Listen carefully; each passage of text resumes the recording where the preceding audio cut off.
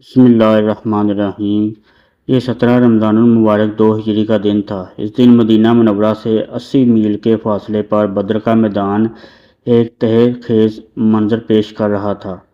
مشرکین مکہ جو بڑے ساز و سامان اور تمطراق کے ساتھ اہل حق کو صفحہ ہستی سے نیست و نابود کرنے کے لیے آئے تھے، اپنے سے 1/3 بے سر و سامان علم بردار توحید سے ذلت انگیز شکست کھا چکے تھے۔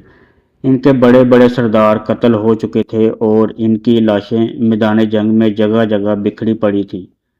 یہ وہی لوگ تھے جنہوں نے مکہ میں اہل حق کا جینا دوبر کر دیا تھا اور ان کو اپنے وطن سے نکلنے پر مجبور کر دیا تھا۔ آج یہاں ان کی لاشیں خاک و خون میں غلطہ نشان عبرت بنی ہوئی تھیں۔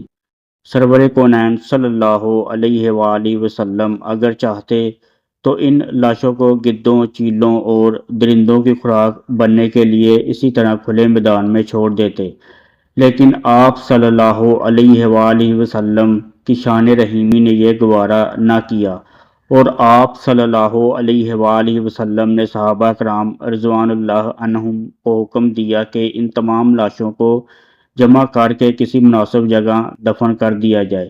صحابہ کرام رضوان اللہ عنہم نے میدان کا چکر لگایا تو ایک جگہ ایک بڑا کنواں نظر پڑا جو مدت سے غیر مستعمل پڑا تھا۔ انہوں نے تمام لاشیں اس کنویں میں ڈال دی اور ان کو مٹی اور پتھروں سے ڈھک دیا۔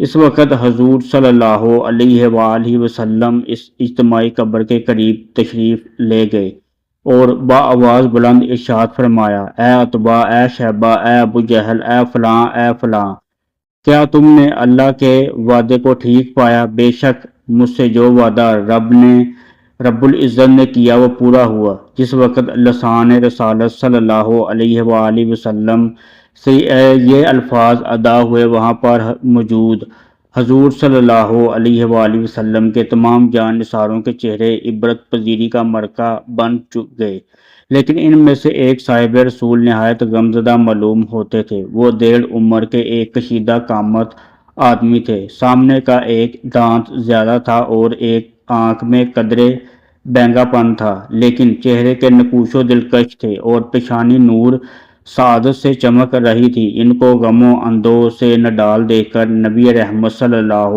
علیہ وآلہ وسلم نے اپنے قریب بلایا اور بڑی شفقت سے فرمایا، شاید تم کو اپنے باپ کے مرنے کا غم ہے۔ انہوں نے عرض کیا، یا رسول اللہ صلی اللہ علیہ وآلہ وسلم، اللہ کی قسم میں اپنے باپ کی موت کی وجہ سے مغموم نہیں ہوں، بلکہ مجھے دکھ اور رنج اس بات کا ہے کہ میرے باپ کو قبول حق کی سعادت نصیب نہ ہوئی اور وہ کفر پر مرا، حالانکہ وہ ایک دانشمند، صاحب الرائے، معاملہ فہم اور خوش اخلاق شخص تھا، اور مجھے پورا بھروسہ تھا کہ وہ شرف اسلام سے بہتر ہوگا، لیکن جس حالت میں وہ اپنے انجام کو پہنچا، اس کو دیکھ کر میری تمام امیدیں اور آرزوئیں خاک میں مل گئیں۔ میرے باپ کا مرتے دم تک دولت ایمان سے محروم رہنا ہی میرے قلق کا سبب ہے۔ حضور صلی اللہ علیہ وآلہ وسلم نے ان کے جذبہ ایمانی کی تعریف کی اور ان کو دعائے خیر سے نوازا۔ غیرت ایمانی اور جوش ایمانی کا بھرپور مظاہرہ کرنے والے یہ صاحب رسول قریش مکہ کے نامور رئیس عتبہ بن ربیعہ کے فرزند حشیم تھے، جو تاریخ میں اپنی کنیت ابو حذیفہ سے مشہور ہوئے۔ حضرت ابو حذیفہ حشیم بن عتبہ رضی اللہ تعالی عنہ کا شمار کبار صحابہ میں ہوتا ہے۔ انہوں نے ایک ایسے گھرانے میں آنکھیں کھولیں جو کفر و شرک کی آماجگاہ تھا۔ ان کا والد عتبہ بن ربیعہ قریش کے سربراہ اول تھا، رؤسا میں سے تھا اور اپنی قوم میں بڑے اثر و رسوخ کا حامل تھا۔ اس کا معاملہ فہمی، دور اندیشی اور وفاداری کا بھی سب کو اعتراف تھا، لیکن وائے بدبختی کہ جب نبی رحمت صلی اللہ علیہ وآلہ وسلم نے اہل مکہ کو توحید کی دعوت دی تو اس نے اپنے کانوں میں روئی ٹھونس لی اور ان لوگوں میں شامل ہو گیا جنہوں نے دین حق کی مخالفت کو اپنا اوڑھنا بچھونا بنا لیا تھا۔ تاہم اس کی طبعی شرافت نے اسے ابو لہب، ابو جہل، عقبہ بن ابی معیط، امیہ بن خلف، ولید بن مغیرہ اور اسود بن ابو یغوث وغیرہ جیسے شریر النفس لوگوں کی صف میں شامل ہونے سے باز رکھا۔ یہ وہ لوگ تھے جنہیں حضور صلی اللہ علیہ وآلہ وسلم کی ایذا رسانی کے لیے ذلیل سے ذلیل حرکت سے بھی اجتناب نہیں تھا۔ عتبہ اور اس کا بھائی شیبہ اسلام کے دشمن ضرور تھے، لیکن انہوں نے حضور صلی اللہ علیہ وآلہ وسلم کو ستانے کے لیے کبھی کسی کمینہ حرکت کا ارتکاب نہیں کیا۔ عتبہ نے اپنے فرزند حشیم کی پرورش بڑے ناز و نام سے کی۔ جب وہ جوان ہوئے تو ان کی شادی خطیب قریش سہیل بن عمرو کی صاحبزادی سہلہ سے کر دی۔ حشیم 30 یا 32 برس کے تھے کہ مکہ میں صدائے توحید بلند ہوئی۔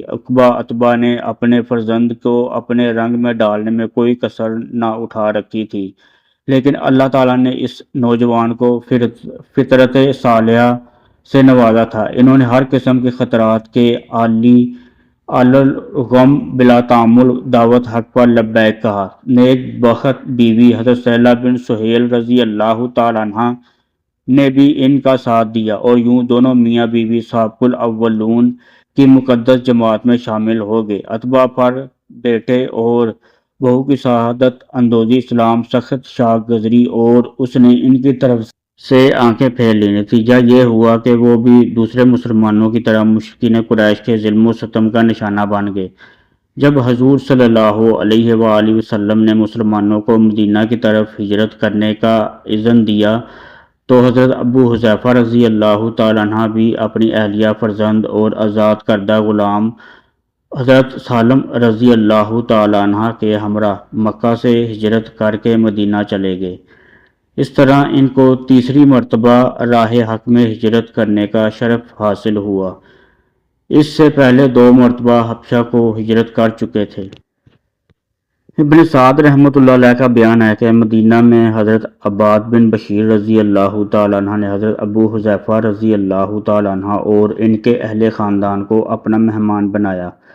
رمضان المبارک 2 ہجری میں حق و باطل کا پہلا معرکہ بدر کے میدان میں برپا ہوا تو حضرت ابو حذیفہ رضی اللہ تعالیٰ عنہ ان 313 نفوس قدسیہ میں سے ایک تھے جنہیں اس تاریخ ساز موقع پر حضور صلی اللہ علیہ وآلہ وسلم کی ہم رکابی کا شرف حاصل ہوا۔ دوسری طرف پرستاران باطل کی قیادت حضرت ابو حذیفہ رضی اللہ تعالیٰ عنہ کے باپ عتبہ بن ربیعہ کے ہاتھ میں تھی۔ اس کے ساتھ اس کا دوسرا بیٹا ولید، بھائی شیبہ اور نواسہ حنظلہ بھی بن ابی سفیان تھے۔ بعض ارباب سیر نے لکھا ہے کہ عتبہ کی دلی خواہش تھی کہ کسی طرح لڑائی ٹل جائے، چنانچہ اس نے حکیم بن حزام کو یہ پیغام دیے کہ ابو جہل کے پاس بھیجا کہ بہتر یہی ہے کہ ہم اپنے ابن عم حضور صلی اللہ علیہ وآلہ وسلم کے مقابلے سے ہٹ جائیں۔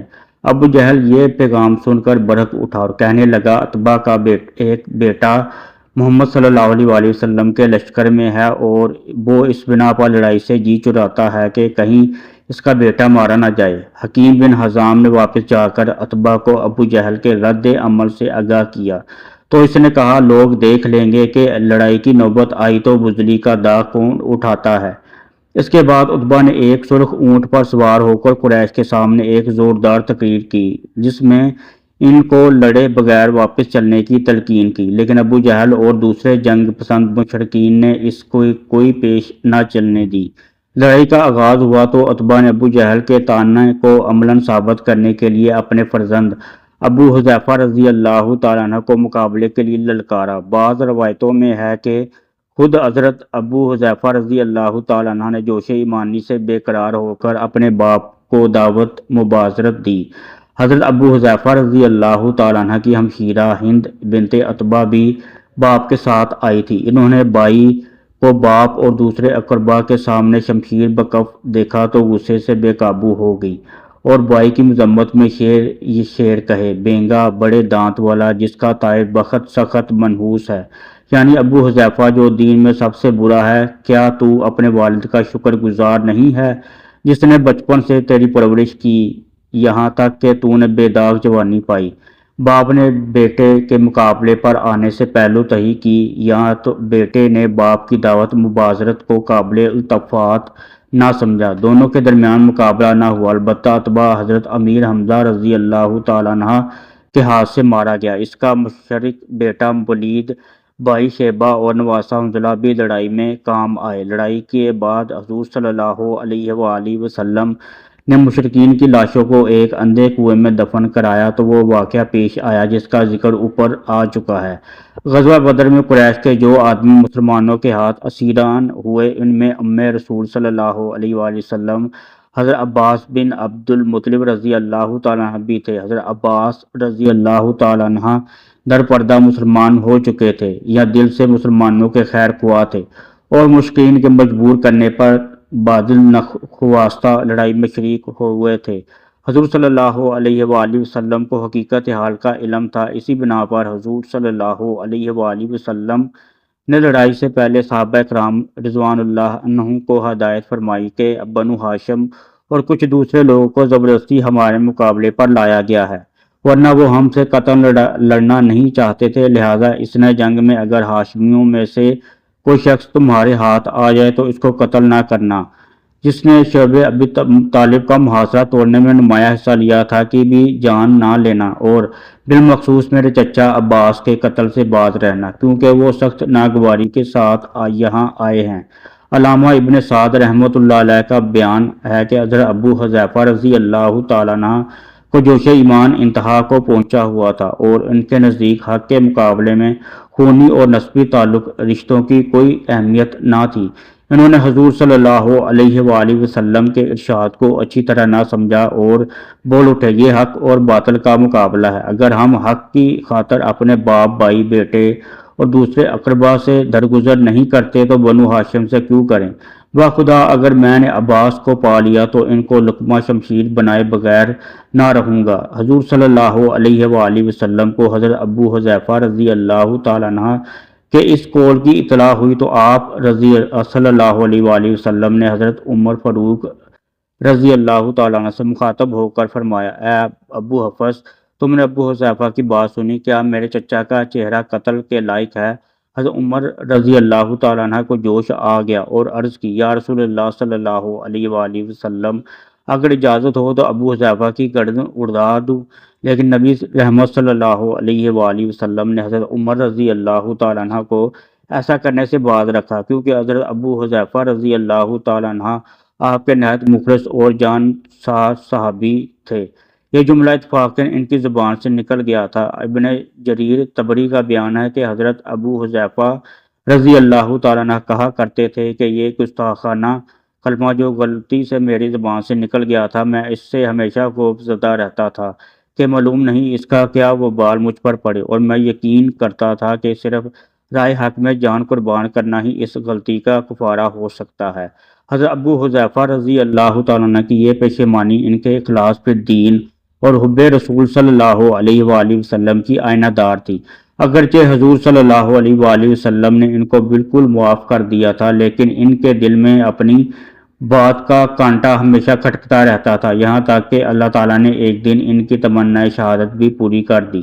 بدر کے بعد حضرت ابو حذیفہ رضی اللہ تعالیٰ عنہ دوسرے تمام اہم غزوات بھی بڑے جوش اور جذبے کے ساتھ شریک ہوئے اور ہر معرکے میں نہایت پامردی سے داد شجاعت دی۔ 11 ہجری میں حضور صلی اللہ علیہ وآلہ وسلم نے وصال فرمایا اور حضرت ابو بکر صدیق رضی اللہ تعالیٰ عنہ سریر آرائے خلافت ہوئے تو سارے عرب میں فتنہ ارتاد کے شعلے بھڑک اٹھے۔